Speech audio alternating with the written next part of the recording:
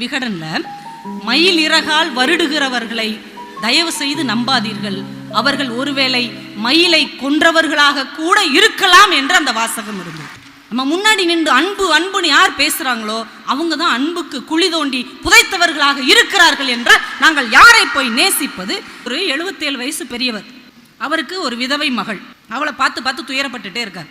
ஆனால் அவருடைய அண்ணன் மகன் தன்னுடைய மகளுக்கு கல்யாணம் விமர்சனையாக பண்ணுறான். சித்தப்பாவை கூப்பிட்டு சித்தப்பா நீங்கள் தான் பார்க்கணும்னு ஒப்படைச்சிக்கிட்டே இருக்கான்.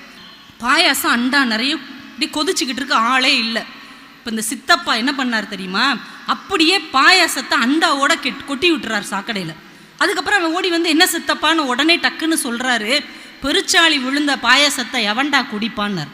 தன்னுடைய மனசுக்குள் இருக்கிற வன்மத்தை ஒவ்வொரு உறவும் ஏதாவது ஒரு விதத்தில் நம்மிடம் காட்டி கொண்டிருக்கிறார்களா இல்லையா? வாழ்க்கைக்கு தாங்க பணம் தேவை, ஆனால் என்றைக்கு பணம்தான் வாழ்க்கை என்று மாறிவிட்டதோ அதற்கு பின்னால் நாம் நேசத்தை பற்றியோ பிறரோடு நேசம் பகிர்வதை பற்றியோ பேசுவதில் அர்த்தமே இல்லை.